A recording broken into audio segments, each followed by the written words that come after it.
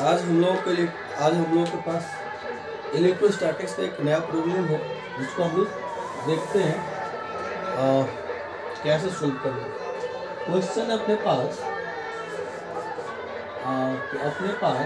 एक इस तरह का सिस्टम है।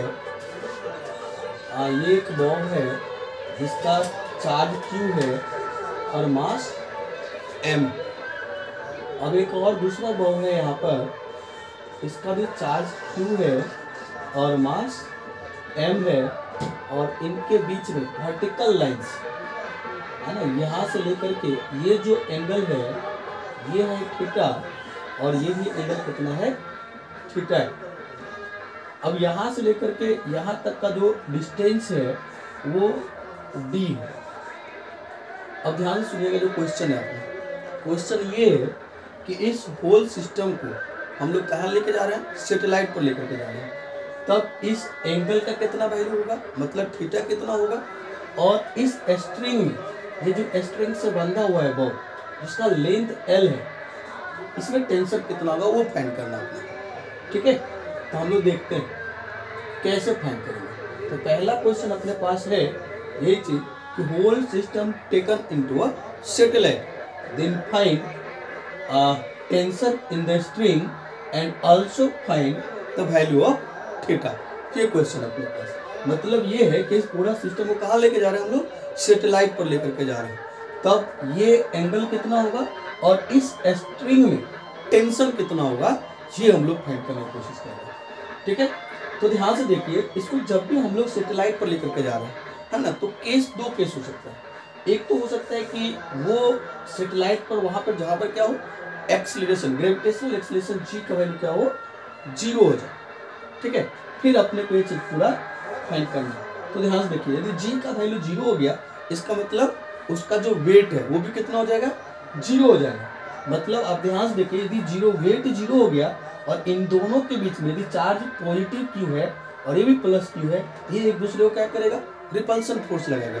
मतलब रिपल्सिव इलेक्ट्रोस्टैटिक्स फोर्स लगाएगा इसके ऊपर, और ये एक दोनों से क्या करेगा, मैक्सिमम सेपरेशन पे चला जाएगा। ये अपने को दिखेगा, कैसा दिखेगा, ध्यान से देखिए। एक तो ये इसको धक्का देगा तो ये इधर जाएगा, और ये इसको धक्का देगा तो ये उधर जाने की कोशिश करेगा। और ये वाला पॉइंट हमने यहाँ पे बनाया है, और यहाँ से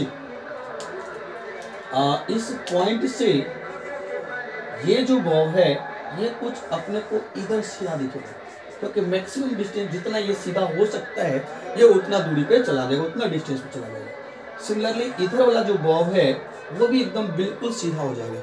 मतलब इस सिचुएशन के अलावा यदि ये दो बॉल किसी भी एंगल पे हो, थोड़ा सा भी एंगल पर हो, तब इन दोनों के बीच का सेपरेशन मैक्सिमम नहीं होगा। लेकिन यदि नीचे का फोर्स 0 है ना, नीचे का फोर्स मतलब वेट 0 है, क्योंकि G 0 है और G 0 है तो वेट यदि 0 है, ग्रेविटेशनल फोर्स 0 है, ये दोनों एक दूसरे से बिल्कुल ही मैक्सिमम डिस्टेंस पे जाकर के रुकेगा। तो अभी इसका चार्ज कितना है, Q है, मास M है, इसका भी चार्ज Q है, मास M है, और ये जो वर्टिकल लाइन है वो ये लाइन है। अब ध्यान से देखिए कि ये जो एंगल है ये कितना बन गया, 90 डिग्री हो गया। इधर से ये एंगल कितना हो गया, 90 डिग्री हो गया। मतलब हम ये कह सकते हैं कि थीटा का वैल्यू कितना हो गया, 90 डिग्री। मतलब अपने को ये क्वेश्चन पूछा गया था इसमें, यदि इसको सैटेलाइट पर लेकर के जाए जहाँ पे G = 0 है, तब इस एंगल का वैल्यू कितना हो जाएगा, तो 90 डिग्री हो गया। और यदि पूरा टोटल एंगल का बात करें तो वो कितना है, 180 है। लेकिन अपने को पूछा गया था कि वर्टिकल से कितना एंगल पे जाएगा, मतलब दोनों बॉल अलग अलग कितना एंगल पे जाएगा, तो 90 डिग्री फ्रॉम वर्टिकल। ठीक है, और यदि इन दोनों को पूरा स्ट्रेट पूरा एंगल का बात करें तो वो 90 + 90 कितना हो जाएगा, 180। तो एक तो आंसर अपने को ये मिल गया। ठीक है, एक आंसर अपने को ये मिल गया, थीटा का वैल्यू कितना हो गया, 90 डिग्री। दूसरा क्वेश्चन अपने को ये है कि जब ये सीधा हो गया है ना, जब ये पूरा सीधा हो गया तो अपने को ये भी पूछ सकता है कि इन दोनों के बीच का मैक्सिमम डिस्टेंस कितना है ना। तो ध्यान से देखिए, ये यहाँ से लेकर के यहाँ तक का लेंथ कितना था L, यहाँ से लेकर के यहाँ तक का लेंथ कितना था L। यदि डिस्टेंस मतलब सेपरेशन बिटवीन द बॉल से यदि बात करें हम लोग, ये कितना हो जाएगा, L + L 2L। तो सेपरेशन बिटवीन यदि बात करें, सेपरेशन बिटवीन द बॉब, ये कितना होगा L प्लस L, और ये 2L के बराबर होगा। ठीक है। और तीसरी बात यहाँ पे, तीसरा चीज अपने को ये पूछा है कि इन स्ट्रिंग में टेंशन कितना होगा, अपने को ये भी अपने को फाइंड करना है। तो हम लोग बात करते हैं कि टेंशन कितना होगा, यहाँ पे टेंशन निकालते हैं। तो ध्यान से देखिए, यहाँ पर अपने को टेंशन कितना होगा, इन दोनों के बीच का जो इलेक्ट्रोस्टैटिक फोर्स लग रहा है वही तो इसमें टेंशन प्रोड्यूस कर रहा होगा स्ट्रिंग में, है ना। तो इसका मतलब हम लोग ये बोल सकते हैं जो टेंशन होगा इस स्ट्रिंग में वो कितना होगा, तो इलेक्ट्रोस्टैटिक फोर्स के बराबर होगा। यानी तो आप किसी एक बॉब का एफबीडी बना लीजिए। तो हम इस बॉब का एफबीडी बना रहे हैं, ये वाला बॉब यहाँ पे बना दिया हमने। अब देखिए ये इसको क्या करेगा, धक्का देगा इधर, तो धक्का देगा तो ये इधर चला जाएगा, इस डायरेक्शन में फोर्स लगेगा, और वो कितना होगा, तो F इलेक्ट्रिक फोर्स होगा। नीचे की तरफ कोई फोर्स लगेगा नहीं, क्योंकि G इक्वल टू 0 है, एक्सेलरेशन है नहीं, ग्रेविटेशनल एक्सेलरेशन।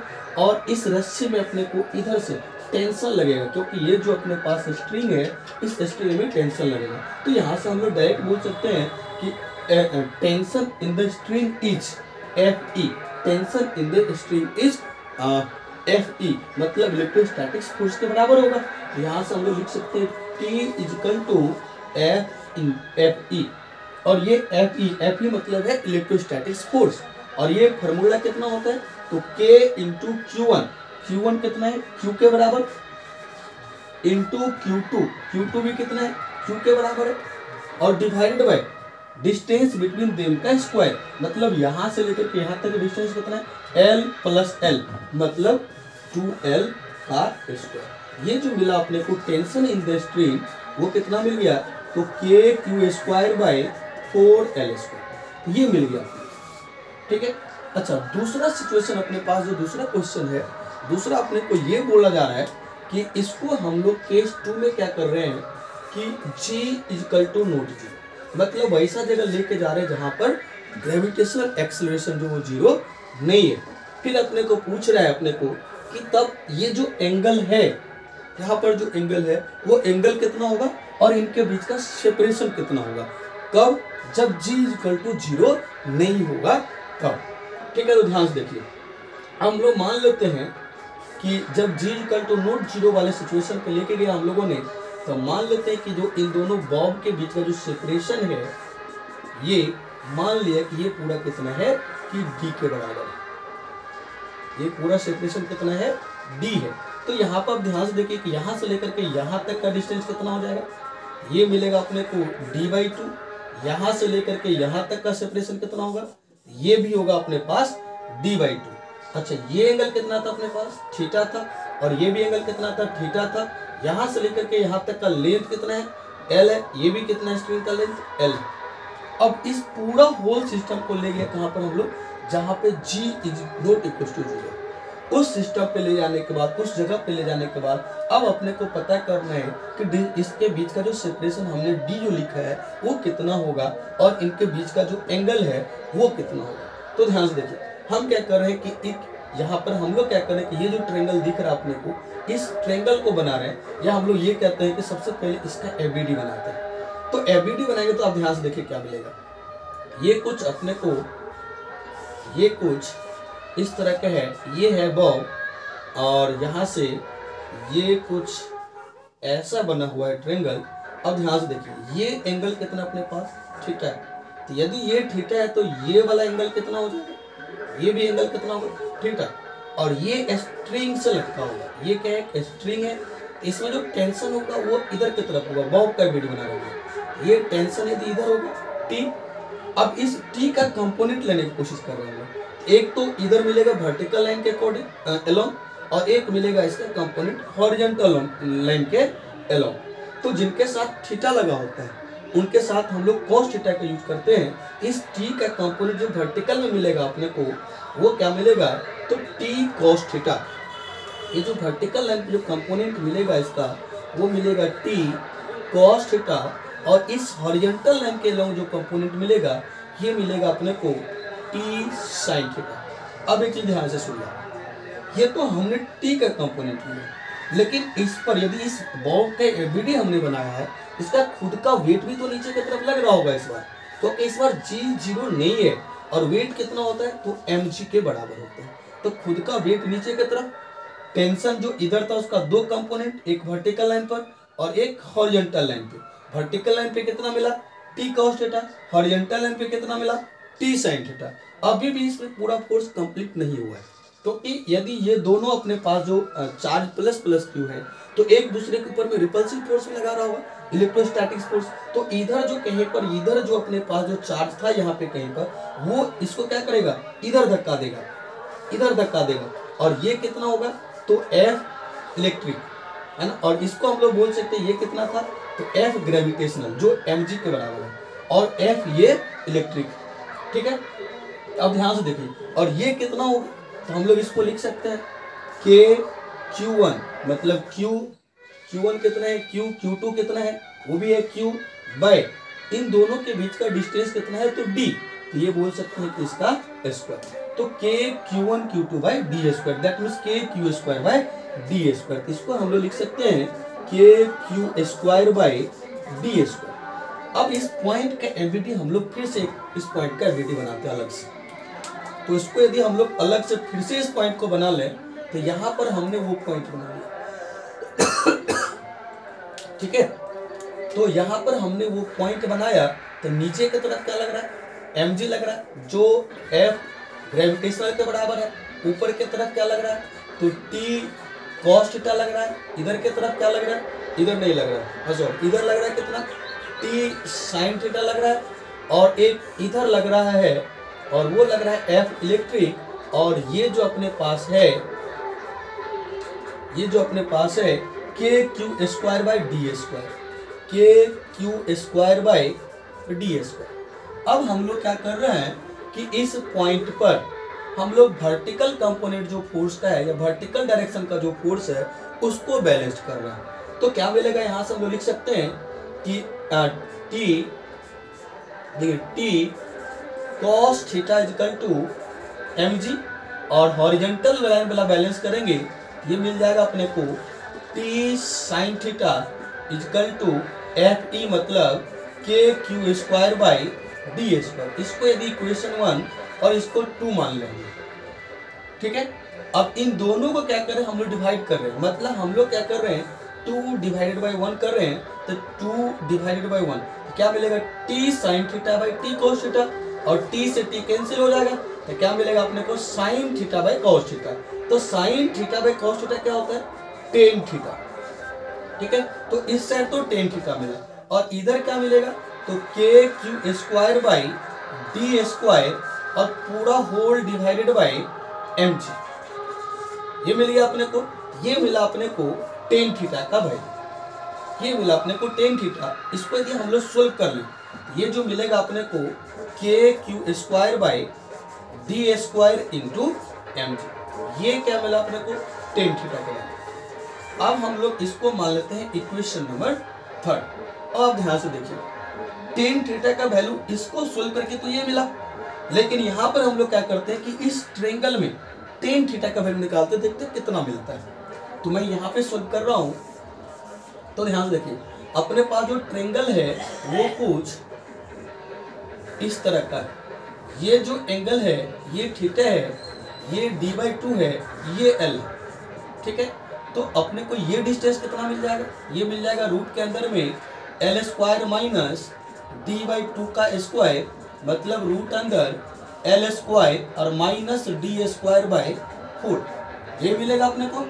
अब ध्यान से देखिए यहाँ से टेन थीटा कितना मिल जाएगा, तो टेन थीटा क्या होता है p/b परपेंडिकुलर बाई बेस, तो परपेंडिकुलर यहाँ पे क्या है d/2, क्योंकि ये थीटा है तो थीटा के सामने का साइड जो होता है वो परपेंडिकुलर, वो कितना अपने पास d/2 और डिवाइडेड बाय बेस कितना अपने पास रूट अंदर l square minus D square by 4। लेकिन एक चीज और ध्यान दीजिए, प्लस क्वेश्चन में अपने को गिवन है कि जो d है, एक चीज और गिवन है पहले से क्वेश्चन में कि जो d है, ये ध्यान से देखिएगा, ये जो d है अपने को वो l के कंपैरिजन में बहुत स्मॉल है, ये अपने को क्वेश्चन में गिवन है। ठीक है, कि जो d है, जो सेपरेशन है इन दोनों के बीच में जो सेपरेशन है वो l के कंपैरिजन में बहुत कम है। तो हम लोग एल के कंपेरिजन में इस डी को निगलेक्ट कर सकते हैं, मतलब इस पूरा को हम लोग जीरो बोल सकते हैं। यदि ये टर्म पूरा निगलेक्ट कर दे हम लोग और इसको यदि हम लोग जीरो मान ले, ये कितना मिल जाएगा यहाँ से टेन थीटा इक्वल टू ये डी बाई ये 2 को नीचे आ जाएगा और रूट के अंदर में सिर्फ एल स्क्वायर मिलेगा और रूट के अंदर में सिर्फ एल स्क्वायर से क्या बाहर आएगा एल बाहर आ जाएगा। इसको मान लेते हैं हम लोग इक्वेशन नंबर 4।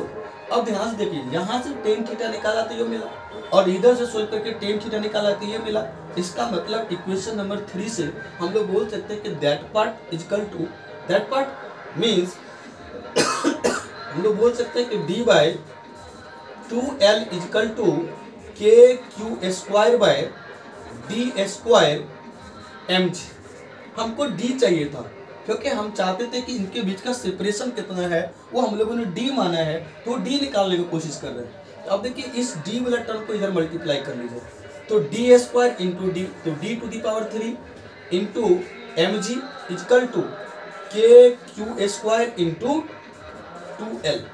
अब यहाँ से यदि हम लोग डी क्यू निकालें ये मिल जाएगा 2l K Q square by M G, और यदि यहाँ से डी चाहिए अपने को तो हम लोग बोल सकते हैं कि 2 K Q square L by M G और होल टू दी पावर 1/3। तो अपने को जो फाइनली मिला सेपरेशन वो कितना मिल गया, तो 2 K Q square L by M G और पूरा होल टू दी पावर कितना मिल गया अपने को 1/3। तो ये चीज अपने पास है, ठीक है। तो अपने पास यही था एक्चुअली में कि अपने को यही प्रूफ फाइंड करना था कि यदि इसको हम लोग सैटेलाइट के ऊपर में लेके गए तो इनके बीच का जो सेकेंड पार्ट है इनके बीच में जो सेपरेशन होगा जो डी है वो कितना होगा, ठीक है। इस फार्मूला का मैं यूज आगे करूंगा, न्यूमेरिकल सोल्व करने में इसका यूज करूंगा मैं, ठीक है। तो आप ये चीज डेरिवेशन जो है ये जो रिजल्ट मिला अपने को इनको आप याद रख सकते हो, ठीक है, कि D is equal to 2 K Q square L by M G whole to the power 1/3। मैं इनका यूज करूंगा आगे, ठीक है। छाप लीजिए।